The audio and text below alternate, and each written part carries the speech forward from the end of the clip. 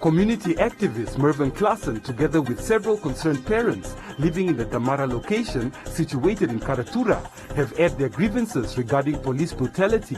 According to Klassen, the joint operations conducted by the police, prison services and the military only target their community. In recent years, numerous reports of police brutality as well as fatalities were reported in the less affluent suburbs of Windhoek during the infamous joint operations conducted by the police, prison services and the military. Today on One spoke to community activist Mervyn Klassen, who alleged that police brutality is a biased and discriminatory act that only targets poor communities as opposed to other more affluent residential areas in Windhoek. You'll not see this happening in Kleine Kube, Ouwersbleek, no. Police officers respect people according to status also, and it has been a fact so far that the approach of the rich and approach of the poor are two total different things. We need to readjust the training system of the police officers, and we need to have social workers training a social aspect to the police officers, and to curb and to cut this type of approaches. Police officers that needs to come out to the general public needs to gain more experience in terms of how they need to deal with the general public. It is not their right to beat anyone. Nobody deserves to be beaten. If you believe that someone has caused a crime, that person needs a fair trial. All I'm asking is that we need to start applying our critical thinking and start approaching things differently. We need to change the training system of the police officers, because I believe that's where it starts, the training. Do they understand their job? Do they understand what is required from police officers? That is what we need to start, or that is rather where we need to start. Today on One spoke to some of the parents living in Damara location to find out their experience with the law enforcement officers patrolling in their communities. The people was saying the boys was breaking the shop and the Kalaris was coming there, and one of the police officers is chasing the parents out of the shop, and then he tell us, you guys must be quiet, and then he take the boys off the bussy and take them to the, I don't know where exactly, and then he start beating the boys. My son's arm was broken. Then I take the boy to legal assistance and I go and report it there, and there until now there is nothing. Even then I take to the head office of police station. The police took the case, but until now there's nothing. Nobody called me, nothing's happened. But I have my evidence. My son's arm was broken and the boy was 16 years old, 15 years old. Now he's 16. Now until now he's still quiet. But I don't know how is the system is working of these police activities. So police are beating people, and until now, still it's quiet. They beat him in front of the house, even, and then the teacher was calling us, who is renting at our house, saying, your son is being beaten badly here. Where are you? So we said, no, we are on the way home. And when we went home, everybody was just telling us the story. From there, they took him again to the soccer field. They beat him again. And I was called by a person who knows the boy as my son.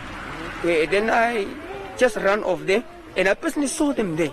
But I didn't saw them beating the boy, but I saw them driving out of the soccer field there. And from there, they took another street. And for the second time, when they took the boy back again, the boy escaped from them. And suddenly, I was at home that time. So he told us straight, they were beating me. So, and he even saw us. He could pull off his trouser and show us how he was beaten. And on the back as well as on the buttocks, his face was like smiling, but he was slapped. So I took him, but that time, I took him to the church office. When I arrived at the church office, no police arrived. So my question was like, when the boy who was guilty, according to them, escaped from them, why didn't they chase after him? Or even come back to our house to come look for him, which I never do. So at the church office, the complainant come, and the person who made the case was the witness and not the complainant. They were talking Oshivambo, strictly Oshivambo, the officers with the complainant. So I interfere and tell them, no, I mean, why don't you use the official language so that I can understand? And the lady just replied in English. She said, no, I've just asked the guy who brought this boy here. And I have just replied, the question you asked was supposed to be answered by me. If you would have asked it in English. And I told her, it was me who brought the boy. And it's my biological son.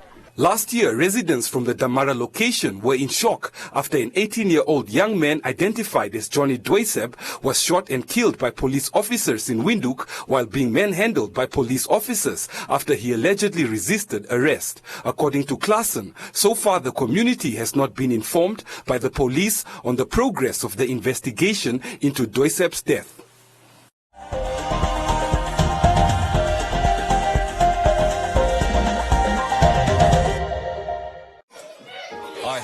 I'm Sam. I'm also Sam. Meet my little Sam. Only the best for my son.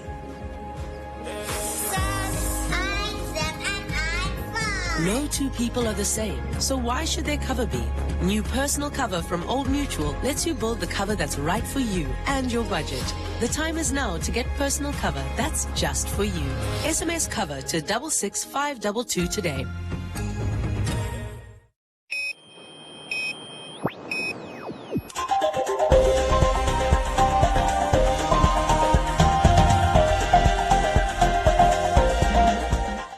At the Commerce Regional Council, during discussions on the increase in COVID-19 cases in Windhoek and curfew measures, Nampol's regional commander for commerce expressed concern that many continue to trade alcohol beyond the prescribed hour at shops and street markets. That now after the closing of shoppings and bars, people are now selling alcohol at a kiosk. People are now selling alcohol at the stands where they are selling tomatoes. That's where now they are selling the liquors. People are now selling liquor at the car wash. So therefore we said, people now, for instance, like people who are from the after the closing hours of the shoppings, they come and they park their cars there, and they told the boys, yeah, wash our cars while they are drinking. Commerce Regional Commander Joseph Shikongo said that the curfew does not prohibit people from leaving their homes as long as it's for the necessities such as buying electricity after 8 p.m. So the curfew is very, very clear when you look at it, because there are every steps and the provisions what should be done at every level. For instance, like the taxi drivers. Taxi drivers are the people that we cannot issue letters. But taxi drivers, we are not saying no taxi driver should drive around after 8. We are not saying that. There are businesses that are operating after 8. Like service stations, there are shifts that are changing. We are talking about security guards that are change shift. We are talking about nurses. We are talking about doctors. We are talking about people that are going to seek for law enforcement, members of the public that want to go to the police because they want to report something to the police around 11, around 12, around 2. There are families, members of the community that get sick in the middle of the night or after 8 or by 8, and they want to call the taxi driver to come and pick them and take them to hospital. There are families that comes from work after 8, and when arriving home, only kids, and only to realize that the power or the electricity is off. And that particular person needs to go to the service station to buy electricity. Those are essential services. The curfew does not say nobody should move, but the curfew is put in place in order to control the movement of people that are just moving unnecessarily. Shikongo added that there are still a few individuals in society that aren't adhering to the current stage 3 regulations. Shikongo wants the residents of Windhoek to adhere to the regulations that have been set out by the head of state under the current state of emergency. Stage 3 is set to end on the 28th of August 2020.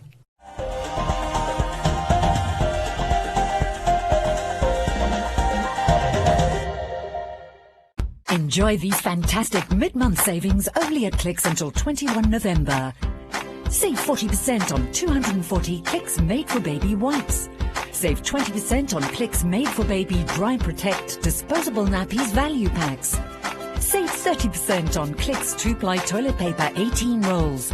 And save 20% on Handy Andy Cream 750 mils. Offers valid for all customers until 21 November.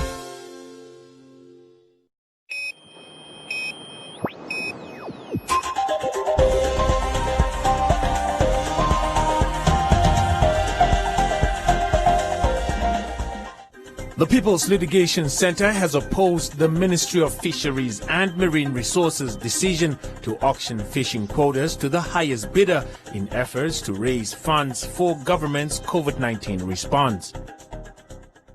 The PLC feels government's decision to auction fishing quotas is a reflex attempt to generate quick money and at the same time a clear admission of guilt that government has since independence failed to devise sustainable measures to utilize the country's marine resources in a way that benefits countrymen and women. There is a need to sustainably and equitably distribute resources to the benefit of all Namibians and not only to a few people.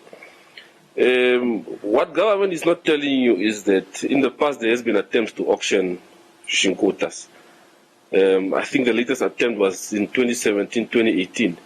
And we understand there were deep and heated discussions in cabinet on that matter. They even got experts and technical advice as to why auctioning quotas is bad. And that plan was shelved.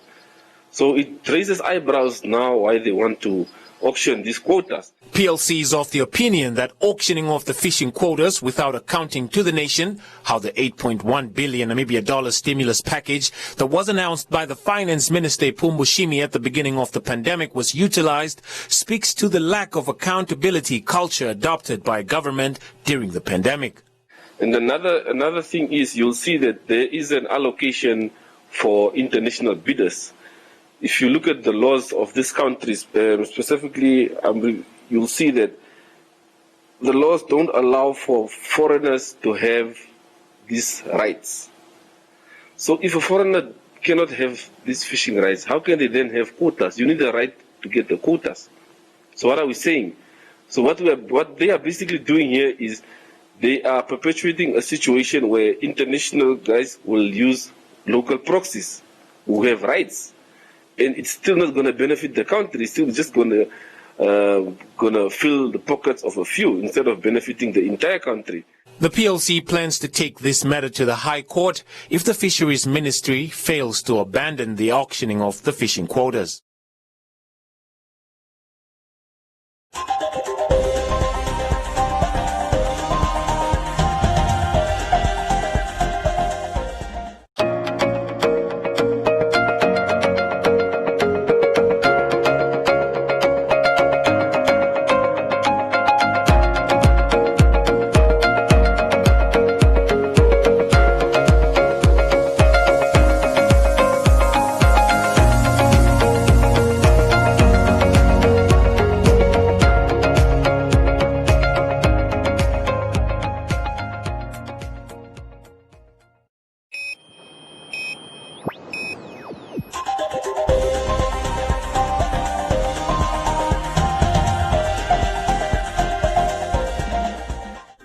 Following the Namibia Football Association's successful submission to FIFA to participate in the High Performance Project Academy analysis, 13 youth academies were identified and are currently collaborating with a Belgium-based company Double Pass with vast experience in analyzing and optimizing talent development systems.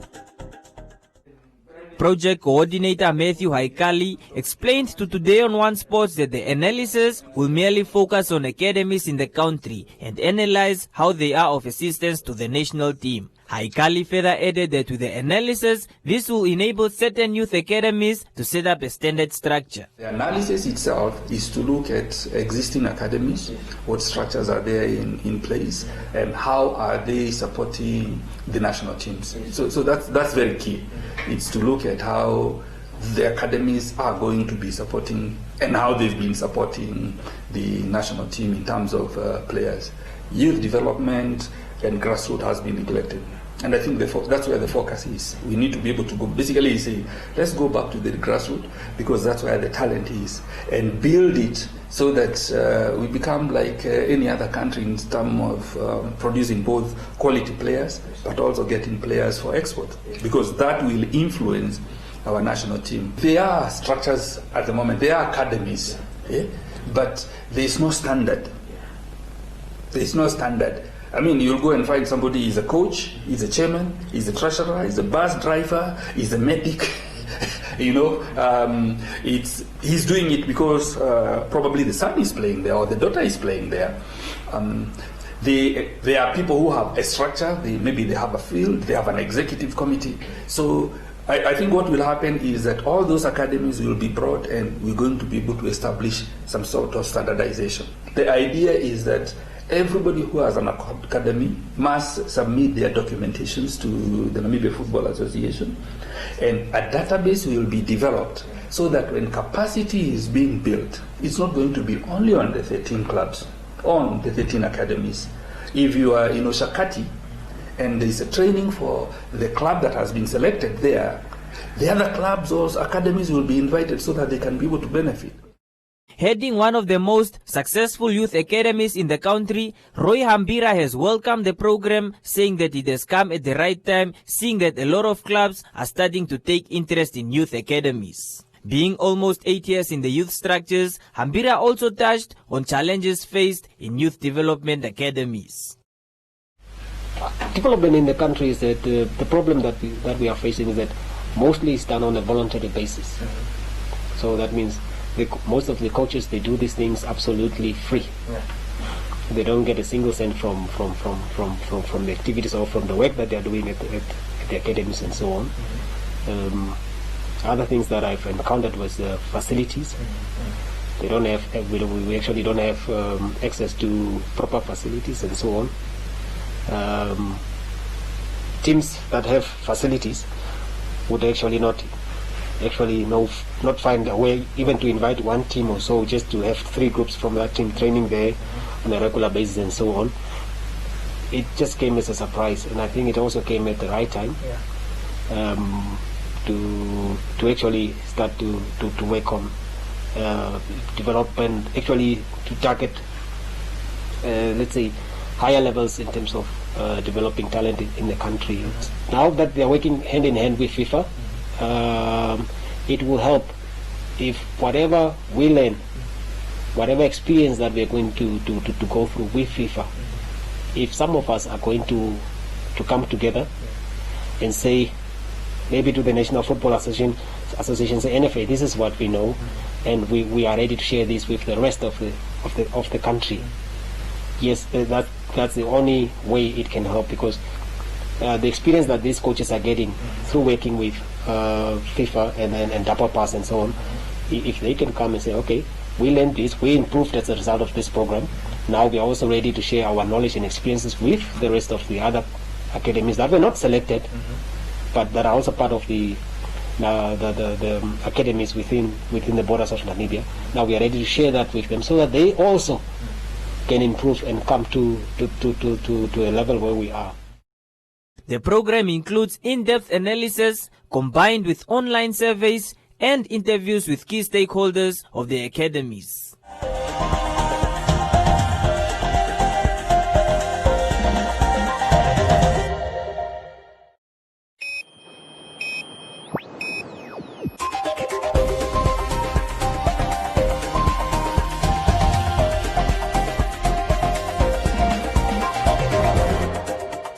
In other leading stories, the Namibia Community Broadcasters Network recently hosted an online listening session through its coordination center. The purpose of the session was to provide online listeners and followers with some insight on what and how community media have been covering the issues around the coronavirus pandemic. The session, attended via Zoom, has now become a medium of collaboration for the community radio journalists since May 2020, as they have been having their usual online newsroom meetings every Monday for their project called Community Media Focus on COVID-19. The project, supported by the European Union, was initiated in April 2020 and seen content production going through May and June 2020. Namibia Community Broadcasters Network, with 6 participating radio stations and journalists covering over 4 regions, including towns of Gobabis, Ondangwa, Oranjemund and Opuwo. The main aim of the project was to bring together and activate community radio journalists, making them activists and advocates within their communities to ensure knowledge and stimulate talks about the importance of stopping the coronavirus pandemic. And Standard Bank Namibia has relaunched a Buy a Brick Footprint Socks campaign, which is intended to raise funds for the construction of houses for Namibia's shack-dwelling community. The campaign was initially launched in March this year to mobilize schools in the nationwide effort to raise funds for the construction of low-cost houses, but had to be suspended due to the coronavirus pandemic. However, despite the prevalence of COVID-19, Standard Bank Namibia deemed it necessary to relaunch the campaign to shine light on the plight of the shack dwellers community by raising funds through the selling of the footprint socks. The socks feature several attractive designs, but the common feature on all of them is the Buy a Brick logo. The name Footprint Socks was chosen to encourage and motivate learners and the general Namibian society to leave a footprint in the lives of families living in shacks by helping them to acquire affordable houses. By supporting this cause, Namibians will be contributing immensely towards realizing their dreams of one day living in decent structures. The footprint socks are available at Standard Bank Namibia branches and agencies across the country. All the funds generated from the sale of the footprint socks will be handed over to the Shack Dwellers Federation of Namibia. Welcome to Comments Corner, your daily dose of local comments from the hottest social media pages. The group of youth known as the Struggle Kids, who reside at the Nilimani camp north of Windhoek, have put their farming skills to good use and established gardens for fresh produce to feed themselves. Silvani is glad that they are busy with something productive. Jonas said that they should go look for work and not just wait for government to provide them with jobs.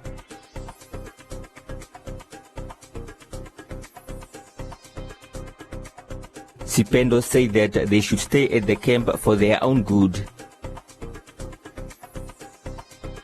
Moai said that she is proud of them.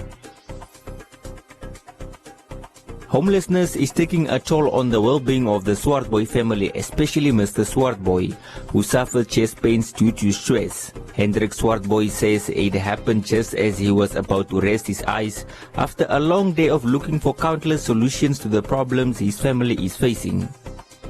Denevant said that the Swartboy family lost a son after being evicted from their home.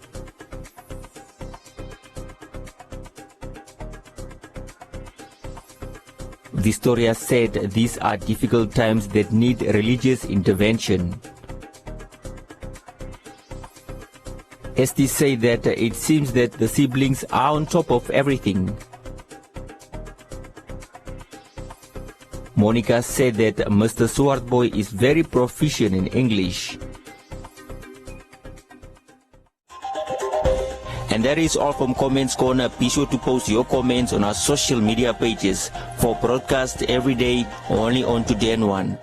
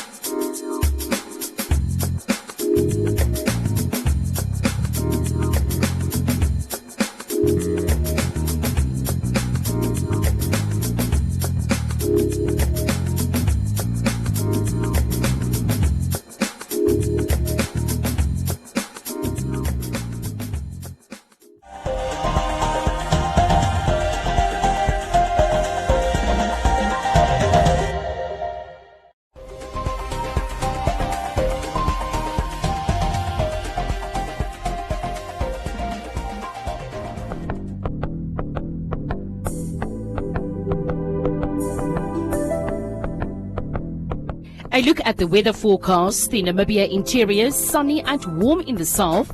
Elsewhere, partly cloudy and warm to hot.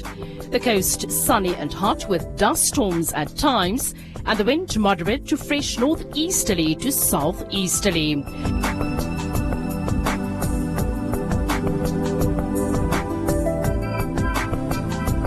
Now a look at minimum and maximum temperatures across the country and beyond.